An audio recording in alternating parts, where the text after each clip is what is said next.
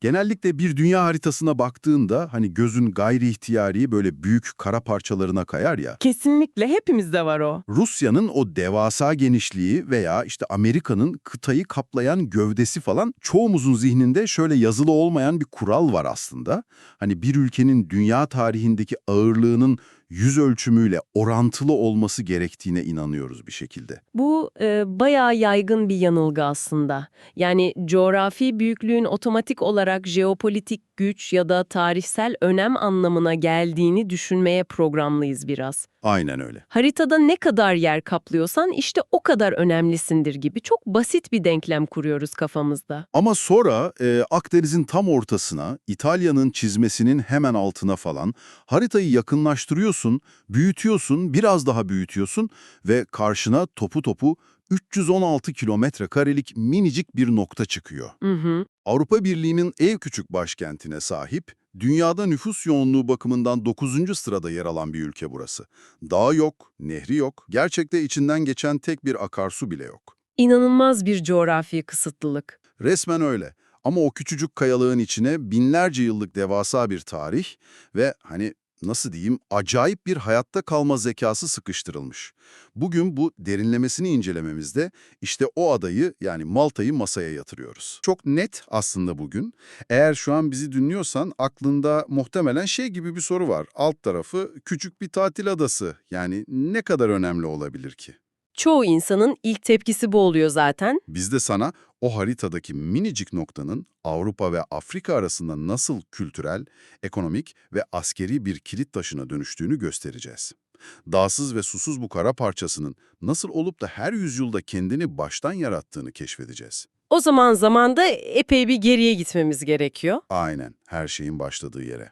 Çünkü şövalyelere, o meşhur kuşatmalara veya modern ekonomiye gelmeden önce adanın o temel fiziksel yapısını anlamamız şart bence.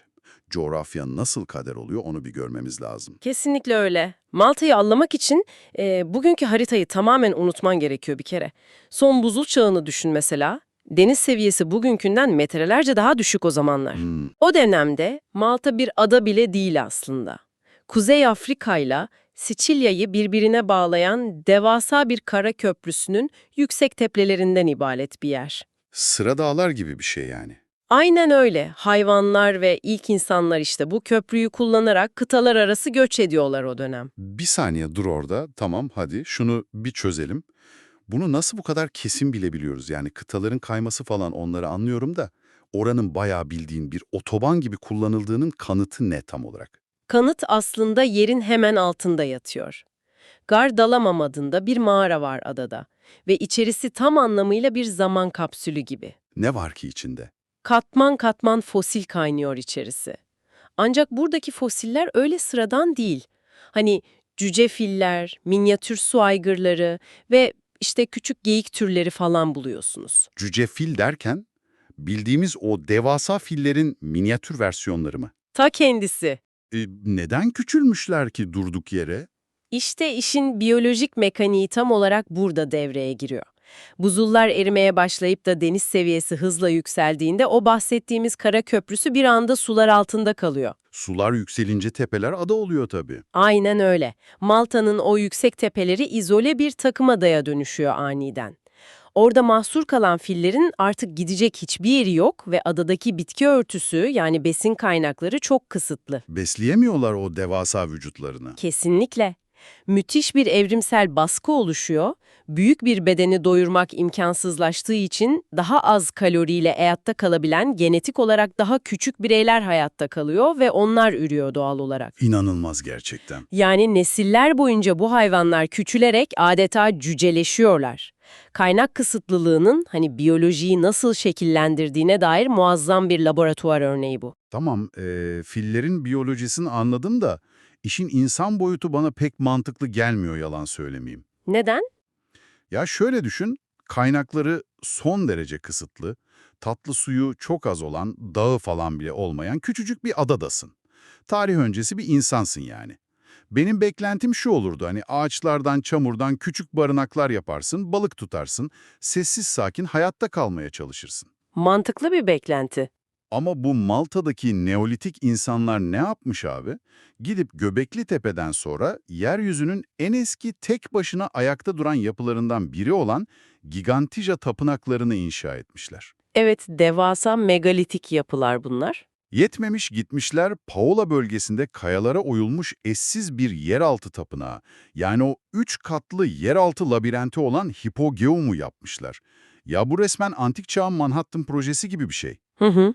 Suyu bile zor bulan bu insanlar neden tüm enerjilerini böyle devasa mühendislik harikalarına harcasın ki? Nereden buldular bu motivasyonu? Bu gerçekten çok yerinde bir soru ve cevabı tamamen insan psikolojisinde ve sosyolojik mekanizmalarda yatıyor aslında. O kadar izole ve kısıtlı kaynaklara sahip bir ortamdasın ki, eğer toplum olarak dağılırsan, bireysel olarak hayatta kalma şansın kelimenin tam anlamıyla sıfır. Çünkü kaçacak yerin yok. Aynen, dışarıdan gelecek bir düşman da yok zaten, asıl düşman doğanın ta kendisi yani yokluk. Bu devasa megalitik tapınakları ve o yeraltı labirentlerini inşa etmek sadece dini bir ritüel falan değildi. Bir nevi takım kurma aktivitesi gibi bir şey mi? Kesinlikle bu insanları organize etme biçimiydi. Tüm toplumu ortak bir amaç etrafında birleştiriyor, iş bölümü yaratıyor ve asıl önemlisi sosyal çöküşü engelliyordunuz. Anladım. Boş duranı Allah sevmez, adada hiç sevmez diyorsun. Hipogeum gibi devasa bir yeraltı yapısını ellerinde sadece boynuzlar ve taş aletler varken oymaları o toplumun bir arada kalmak için yarattığı muazzam disiplinin kanıtı aslında. Yani devasa yapıları bakın ne kadar güçlüyüz demek için değil de eğer bu taşı beraber kaldırmazsak hepimiz açlıktan ve düzensizlikten öleceğiz motivasyonuyla yaptılar.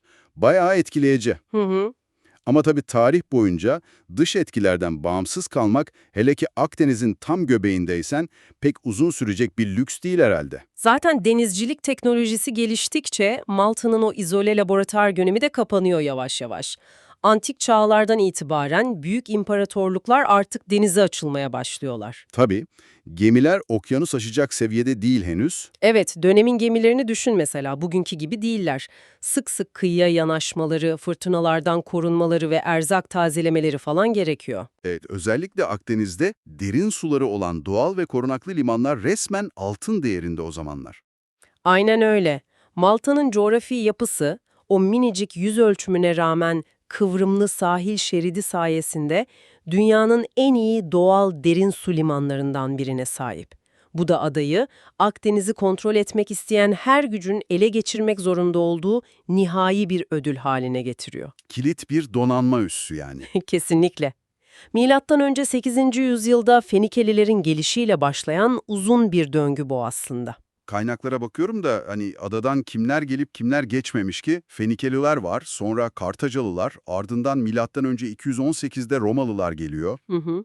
Milattan sonra 60 yılında St. Paul adada bir gemi kazası geçiriyor, 3 ay orada kalıyor ve Hristiyanlık adaya bu şekilde temelli yerleşmiş oluyor mesela. Evet, çok kritik bir dönem o. Sonra bir dönem Arap hakimiyeti başlıyor. Araplar tarımı geliştiriyor adada, narenciyeyi falan getiriyorlar, pamuğu getiriyorlar. 1090'da ise Normanlar gelip adayı ele geçiriyor. Sürekli bir el değiştirme, sürekli bir kültür akışı var. Çok doğru, ancak hani Malta'nın bugünkü asıl kimliğini şekillendiren, onu sıradan bir lojistik duraktan küresel bir aktöre dönüştüren o dönüm noktası çok daha sonra. Yani 16. yüzyılda yaşanıyor. İşte burası gerçekten ilginçleşiyor. Burada durmamız lazım çünkü benim aklımın pek almadığı bir tezat var ortada. Nedir o? Şimdi yıl 1522. Kanuni Sultan Süleyman, Hospitaller yani St. John şövalyelerini Rodos'tan sürüyor. Yersiz yurtsuz kalan bu şövalyeler birkaç yıl böyle Avrupa'da dolandıktan sonra 1530'da İmparator Şarke'nin izniyle Malta'ya yerleşiyorlar. Evet. Ben bu şövalyeleri bugünün diliyle şöyle düşündüm. Hani merkez ofislerini kaybetmiş özel ordusu olan devasa çok uluslu bir şirket gibiler. Kendilerine yeni bir startup merkezi olarak da Malta'yı seçip burayı aşılmaz bir kaleye çeviriyorlar. Çok iyi bir analoji. Ama bildiğim kadarıyla bu adamlar aslında bir yardım derneği olarak kurulmuş başta. Yani 11. yüzyılda hacılara yardım eden, onların yaralarını saran rahiplerden bahsediyoruz. Hı hı. Ya din adamlarından oluşan bir hastane ekibi nasıl oluyor da Avrupa'nın en donanımlı, en korkutucu askeri deniz gücüne dönüşebiliyor? Monklardan Navy SEALs mı yarattılar? Yani bu finansmanı, bu eğitimi falan nasıl sağladılar? Harika bir benzetme yaptın gerçekten. Burada büyüleyici olan şey ne biliyor musun? O startup dinamiği tam olarak nasıl işledi ona bakmak lazım. Nasıl işledi?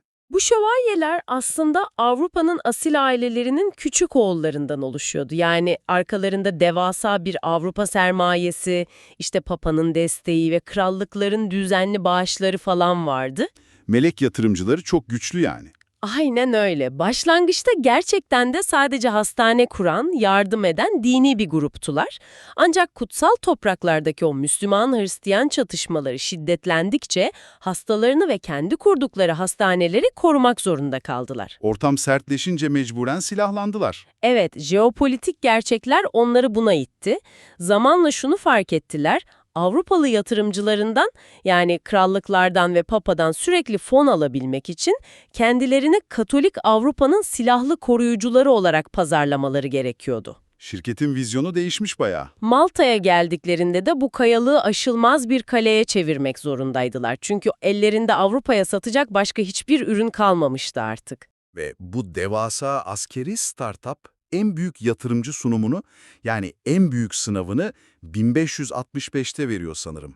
Büyük Malta kuşatması. Kesinlikle dönemin en büyük çatışmalarından biri. Osmanlı donanması adayı devasa bir güçle kuşatıyor. Kaynaklara göre şövalyelerin ve yerel halkın toplam sayısı Osmanlı ordusunun belki de 1/5 kadar falan. Hatta belki daha bile az. 4 ay süren kanlı bir savaş yaşanıyor ve sonunda şövalyeler kazanıyor. Peki ama nasıl? Yani o kadar küçük bir ada, o devasa imparatorluğa karşı nasıl direndi? Sadece çok cesurdular falan gibi bir açıklama beni pek tatmin etmez açıkçası. Burada nasıl bir taktik kullanıldı? İşin o kısmı tamamen askeri mimarinin ve psikolojik savaşın mekanikleriyle ilgili aslında. Şövalyeler adaya geldiklerinden beri Yıldız Kale yani Star Fort dediğimiz bir savunma sistemi inşa etmişlerdi. Ne farkı var bunun normal kaleden? Örneğin Fort St. Elmo Kalesi, bu kalelerin duvarları dümdüz değildir, böyle açılıdır. Dönemin ağır gülleleri bu açılı duvarlara çarptığında yıkıcı gücünün çoğunu kaybeder, seker gider. Fizik kurallarını kendi lehlerine kullanmışlar. Aynen, Osmanlı ordusu haftalarca bu küçücük kaleyi dövdü mesela ama duvarların o mimarisi yüzünden hızlı bir çöküş sağlayamadı. İkinci olarak da şövalyeler adanın o kısıtlı kaynaklarını bir silaha çevirdiler. Nasıl yani? Osmanlı donanmasının adada temiz su bulmasını engellemek için kendi elleriyle tüm kuyuları zehirlediler, tüm hayvanları kalelerin içine aldılar. Sıcak Akdeniz yazında uzun süren o kuşatma Osmanlı askerleri arasında salgın hastalıklara yol açtı haliyle. Akıl almaz bir kriz yönetimi gerçekten. Evet, bu sayede zaman kazandılar ve Eylül ayında Sicilya'dan gelen destek kuvvetiyle de kuşatmayı kırmayı başardılar. Ve anladığım kadarıyla bu galibiyet sadece bir savunma başarısı olarak da kalmıyor, yepyeni bir mimari çağ başlatıyor adada. Kuşatmadan hemen sonra adını o ünlü büyük usta Jean Parisot de Lavallette'den alan meşhur başkent yani Valette kuruluyor. Çok görkemli bir şehirdir. Ama bak burası çok acayip, kaynaklarda okuduğumda ben şok oldum. Sadece kalın duvarlı bir kale yapmıyorlar oraya. Şehri resmen sıfırdan bir ızgara planına göre tasarlıyorlar. Sokakları denizden esen rüzgarı içeri alıp şehri doğal yoldan serinletecek şekilde çiziyorlar. Daha da delicesi, o devasa paşları daha hızlı taşımak için Avrupa'daki ilk erken dönem raylı sistemlerden birini kullanıyorlar adada. Tam bir inovasyon merkezi kurmuş adamlar. Evet, şövalyeler o küçük adayı fiziksel olarak resmen ilmek ilmek işlediler ve altın çağını yaşattılar diyebiliriz. Şehircilikte, mühendislikte sınırları zorladılar hep. Hı hı. Ancak hani bir adanın DNA'sı sadece taştan binalarla şekillenmiyor maalesef. Şövalyeler çok elit ve kapalı bir gruptu sonuçta. Malta'nın bugünkü halkının o eşsiz kültürel sentezini yaratan şey, onları takip eden ardışık modern işgalleri oldu aslında. Yani sahneye Fransızların çıktığı an diyorsun. Yıl 1798, Napolyon Mısır seferine giderken adaya uğruyor ve yüzyıllardır süren şövalyelerin dönemi neredeyse tek kurşun bile atılmadan bitiveriyor. Evet, çok ilginç bir geçiştir o. Başta Malta halkı Fransızları fena karşılamıyor aslında. Fakat çok kısa süre sonra işler hızla sarpa sarıyor. Çünkü Fransızlar yanlarında o radikal aydınlanma fikirlerini de getiriyorlar. Beklenmedik bir kültürel şok tabii. Adamlar ilkokullar açmak, feodal ayrıcalıkları kaldırmak, yeni modern yasalar çıkarmak istiyorlar. Tam bir moderniteye geçiş projesi. Ama Malta halkı buna şiddetle karşı çıkıp isyan ediyor. Şimdi bizi dinleyen biri haklı olarak şey diyecektir. Abi niye eğitime ve yeni yasalara isyan etsinler ki? Bu önemli bir soruyu gündeme getiriyor tabii. Bunu o günün şartlarıyla sıradan bir Maltalı çiftçinin gözünden düşünmek lazım. Tabii onların gerçekliği çok farklı. Aynen. Fransız askerleri adaya gelip size laiklik, eşitlik ve yeni yasalar getirdik diyor. Ancak Fransız devriminin o katı ve radikal yapısı gereği bir yandan da adadaki kiliseleri yağmalamaya, kiliselerin altın ve gümüş eşyalarını eritmeye başlıyorlar devlet adına. O dönem için çok büyük bir saygısızlık bu. Maltalı köylü için kilise sadece pazar günü dua ettiği soyut bir bina değil ki. Onun sosyal güvencesi, okulu, hastanesi ve köyün asıl toplanma merkezi orası. Anladım. Siz onun en temel manevi ve toplumsal dayanağını yıkıp yerine tamamen soyut bir eşitlik kavramı koyduğunuzda bu yerel halk için bir reform değil, doğrudan kendi kimliklerine saldırı olarak algılanıyor. Fransızlar yerel dokuyu hiç okuyamamışlar yani. Kesinlikle sosyolojiyi hiç anlayamadılar. Yukarıdan aşağıya dikte edilen o katı modernleşme yerel halkın duvara toslayan gerçekliğine çarptı. Ve bu çarpışma Maltalıları mecburen yeni bir müttefik aramaya itiyor haliyle. 1800 yılında halk Fransızları adadan atmak için bu sefer İngilizleri yardıma çağırıyor. Düşmanın düşmanı dostumdur hesabı. Aynen öyle. Amiral Nelson geliyor, Fransızları adadan çıkarıyor ve 1814 Paris Anlaşması'yla Malta resmen ta 1964'te bağımsızlığını kazanana kadar sürecek olan 164 yıllık İngiliz İmparatorluğu dönemine giriyor. Çok uzun bir süre. İkinci Dünya Savaşı'nda İngilizlerin Akdeniz'deki en stratejik üssü oldukları için ada inanılmaz ağır bir bombardıman yiyor, resmen yerle bir oluyor. Ama bu uzun İngiliz hakimiyeti adada çok acayip bir kimlik paradoksu yaratmış bence. Ne gibi bir paradoks görüyorsun orada? Ya şöyle düşün, eğer şu an bizi dinliyorsan kendini Maltalı birinin yerine koy bir anlığına. Trafikte soldan araba kullanıyorsun, tamamen İngiliz tarzı. Resmi dilin İngilizce. Hı hı. Ama aynı zamanda Arapçanın bir lehçesi gibi duyulan, içine İtalyanca kelimeler harmanlanmış o yerel dilini, yani Maltacayı konuşuyorsun. İtalyan yemekleri yiyorsun, üstelik ta 1934'e kadar adada İtalyanca da resmi dil olarak kalmış. Bugün bile halkın %66'sı İtalyanca konuşabiliyor düşün. Evet, çok katmanlı bir kültür. Tüm bu karmaşanın ortasında yaşıyorsun, mimaleyim Katolik şövalyelerden kalma falan ama sen kendini tamamen %100 Maltalı olarak hissediyorsun. Çoğu toplum böyle defalarca işgal edildiğinde ya tamamen asimile olur ya da aşırı içe kapanır. Malta nasıl kendi özünü bu kadar iyi koruyabilmiş? Çünkü Malta'nın o toplumsal hayatta kalma mekanizması reddetmek üzerine değil, hibritleşmek üzerine kurulu. Yani birleştiriyorlar. Aynen. Emperyal güçlere karşı gelip yok olmak yerine her birinden işlerine yarayan, kendilerine pragmatik fayda sağlayan parçaları almışlar. Çok mantıklı. İngilizlerden modern hukuku, devlet yönetimini ve küresel bir dil olan İngilizceyi almışlar mesela. İtalyanlardan kültürü ve o geniş ticari ağı çekmişler. Araplardan yerel dili ve tarım tekniklerini miras almışlar. Hepsini bir blenderdan geçirmişler gibi. Kesinlikle bunları birleştirip kendi benzersiz potalarında eritmişler. Bu inanılmaz esneklik ve adaptasyon yeteneği Malta'nın en büyük tarihsel süper gücüdür bence. Peki yani tüm bu anlattıklarımız bugünün dünyasında ne anlama geliyor? Tamam, coğrafyanın kaderini ve tarihin o katmanlı mirasını konuştuk.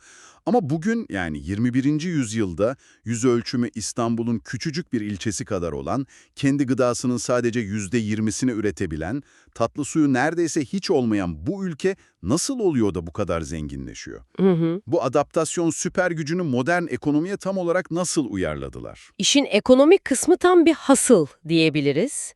Yani hayatta kalmak için sürekli yeni bir fırsat kovalama, kendini sürekli pazarlama stratejisi. Girişimci bir ada gibi. Aynen. Mesela İngiliz hakimiyeti döneminde devasa tersaneler kurup İngiliz donanmasının ana gemi bakım üssü oldular. 19. yüzyılda Süveyş kanalı açılınca da o yoğun gemi trafiğinden inanılmaz paralar kazandılar. Lojistik bir merkez oldular yani. Evet ama 1940'larda gemilerin motor teknolojisi gelişip de yakıt menzilleri uzayınca gemiler artık Malta'da durmak zorunda kalmadı. Eyvah, ana gelir kapısı kapandı. İngiliz donanması da yavaş yavaş adadan çekilince anladılar ki sadece denizin ortasında öylece bekleyecek hayatta kalamazlar. Satarak para kazanabilecekleri bir petrolü ya da doğalgazı yok sonuçta. Ne yaptılar peki? O yüzden fiziksel kaynak gerektirmeyen, doğrudan insan gücüne ve esnek yasal altyapıya dayalı ada endüstrilerine yöneldiler. Yani resmen suyu sıkıp para çıkarıyor adamlar. Kaynaklara baktığımda o ada endüstrilerinden en çok göze batan şey eğitim turizmiydi. Çok büyük bir sektör orada. Adada 35'ten fazla uluslararası dil okulu var. Düşün, küçücük bir ada ama sadece 2024 yılında sırf dil öğrenmek için tam 80.946 yabancı öğrenci gelmiş buraya. Akıl almaz bir rakam o yüz ölçümü için. Özellikle İtalya, Fransa ve Almanya'dan akın ediyorlar. Adamlar resmen İngilizlerden miras kalan İngilizceyi ve Akdeniz güneşini birleştirip paketlemiş tüm Avrupa'ya satıyorlar. Üstelik bu öğrenciler öyle bir hafta kalıp gitmiyor, aylarca kalıp yerel ekonomiyi canlı tutuyorlar. Aynen öyle, müthiş bir hizmet ihracatı bu. İkinci çok çarpıcı örnek ise sinema endüstrisi. Bu o kadar kurnazca bir strateji ki. Ya evet, o benim de çok ilgimi çekti. Ta 1925'teki Sons of the Sea filminden beri Malta, Hollywood'un ve Avrupa sinemasının o çift karakterli aktörü gibi kullanılıyor resmen. Hı. Gladiator, Truva, Game of Thrones falan. Yönetmenlere antik Yunan mı lazım? Malta'da çek. Roma mı lazım? Malta. Orta Doğu sokakları mı? Yine Malta'ya gidiyorlar. Ülkeyi resmen devasa bir açık hava film setine çevirmişler. Ama bunu sadece o güzel tarihi mimarileri olduğu için başarmadılar. Değil mi? İşin içinde çok ciddi bir finansal mekanizma var okuduğum kadarıyla. Tabii ki canım, sadece tarihi binalar var diye Hollywood'u oraya çekemezsiniz. Malta hükümeti yabancı yapım şirketlerine adada harcadıkları paranın %27'sine varan oranlarda nakit iade yani vergi teşviki veriyor. Bayağı cömert bir teklif. Devlet resmen diyor ki, gel filmini benim ülkemde çek, yerel halkımı figüran olarak kullan, otellerimi set ekibin için doldur, ben sana harcadığın paranın bir kısmını nakit olarak geri ödeyeceğim. Müthiş bir kazan-kazan durumu. Bu aslında bir tür coğrafi ve yasal arbitrajdır. Doğal kaynağı olmayan bir ada ülkesi, dışarıdan gelen sıcak parayı içeri çekmek için kendi yasalarını ve vergi sistemini bir ürün gibi pazarlıyor tüm dünyaya. Yasaları bir ürün gibi pazarlamak demişken aklımdaki o en büyük tartışma konusuna gelmek istiyorum. Yatırım yoluyla vatandaşlık programı veya hani bilinen adıyla altın pasaport. Evet, çok ses getiren bir konuydu o. 2014'te böyle bir program başlattılar. Avrupa Birliği pasaportunu resmen sattılar insanlara. Ben bunu ilk duyduğumda nasıl yani internetten pasaport mu sipariş ediyorlar falan dedim. Bu sistem teknik olarak nasıl işliyordu ve neden bu kadar büyük bir uluslararası kriz yarattı? Süreç elbette internetten sipariş vermek gibi değildi ama mantık olarak oldukça basitti aslında. Sistemin mekaniği şu şekilde işliyordu. Malta hükümetine doğrudan çok ciddi bir hibe yapacaksınız. Adadan yüksek değerli bir gayrimenkul satın alacak veya kiralayacaksınız ve bir de hükümet tahvillerine yatırım yapacaksınız. Bayağı bir para dökmen gerekiyor yani. Evet, bunun karşılığında da Malta vatandaşı, dolayısıyla da doğrudan Avrupa Birliği vatandaşı oluyordunuz. Devlet için muazzam hızlı bir sıcak para akışı demekti bu. Rakamlar ne alemdeydi peki? Şöyle söyleyeyim, sadece 2018 yılında bu sayede Malta bütçesine net 432 milyon euro girdi. Yok artık. O küçüklükte bir ekonomi için devasa bir para. Kesinlikle inanılmaz bir nakit enjeksiyonu, ancak işin jeopolitik riski de bir o kadar büyüktü. Çünkü pasaportu alan o zengin kişi serbest dolaşım hakkı sayesinde tüm Avrupa Birliği ülkelerine erişim sağlıyordu. Yani Malta'nın kapısını açan tüm Avrupa'ya girmiş oluyor. Aynen öyle. Avrupa Komisyonu da bu programın güvenlik ve şeffaflık zafiyeti yarattığını belirterek Malta üzerinde çok ağır bir baskı kurdu. Malta sınırları sonuna kadar zorladı, alabileceği maksimum ekonomik verimi aldı ve o risk-ödül dengesi bozulduğunda da Eylül 2020'de bu uygulamayı durdurmak ve değiştirmek zorunda kaldılar. Çok pragmatik, riskli ama inanılmaz karlı bir devir daim makinesi kurmuşlar zamanında. Öyleydi gerçekten. Ve bu arada işin ilginç yanı dışarıdan kazandıkları bu paraları da içeride halka dağıtmayı çok iyi biliyorlar. Ekim 2022'den itibaren adada yaşayan tüm yerel sakinler için toplu taşımayı yani o meşhur otobüs ağlarını falan tamamen ücretsiz yaptılar. Evet, sosyal devlet anlayışı. Dışarıdan gelen turist, film şirketi ya da altın pasaport alan yatırımcı sistemi finanse ediyor. İçerideki halk da otobüse bedava biniyor. Gerçekten inanılmaz kurnazca bir zeka. Yalnız bu parlak ve yenilikçi ekonomik tablonun altında hepimizin görmezden geldiği çok ama çok ciddi bir ekolojik gerçek yatıyor. Onu atlamamamız lazım. Nedir o? Malta'nın biyokapasite açığı verileri şu an resmen alarm veriyor. Biyokapasite dediğimiz şey, bir bölgenin doğal olarak ne kadar kaynak üretip ne kadar atığı absorbe edebildiğinin ölçüsüdür. Hı hı. Verilere göre Malta'da kişi başı sadece 0,6 hektar bir doğal kapasite varken, tüketim kişi başı tam 5,8 hektar seviyesinde. Vay canına. Yani sahip oldukları doğal kaynakların neredeyse 10 katını tüketiyorlar şu an. Ta kendisi. Bu gördüğümüz refah tamamen dışarıya bağımlı, ithalata ve sürekli hizmet sektörüne dayalı bir refah. Suyundan enerjisine kadar her şey dışarıdaki o küresel sistemin sorunsuz çalışmasına bağlı. Kendi kendilerine yetebilen bir sistemleri yok maalesef. Yani aslında devasa bir ip üstünde yürüyorlar diyebiliriz.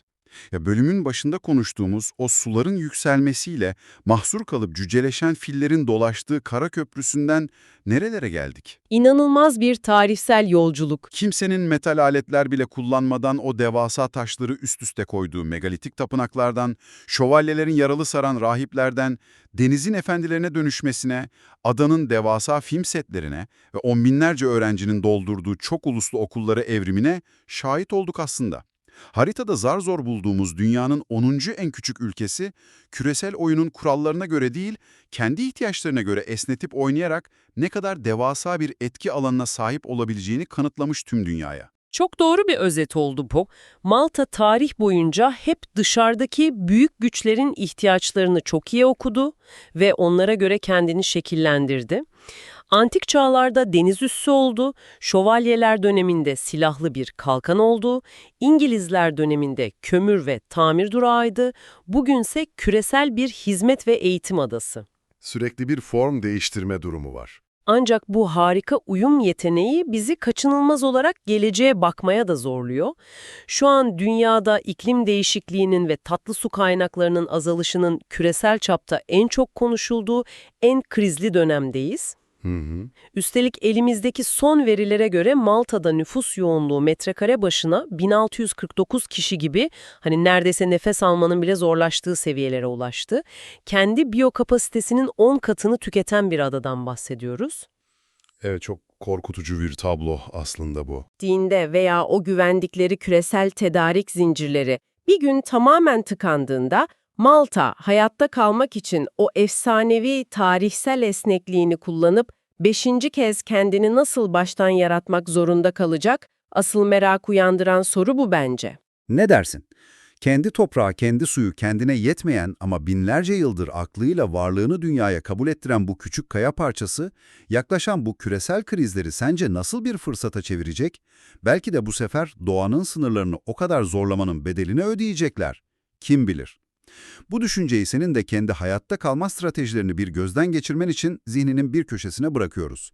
Bir sonraki derinlemesine incelememizde yeni bir sırlı hikayede görüşmek üzere.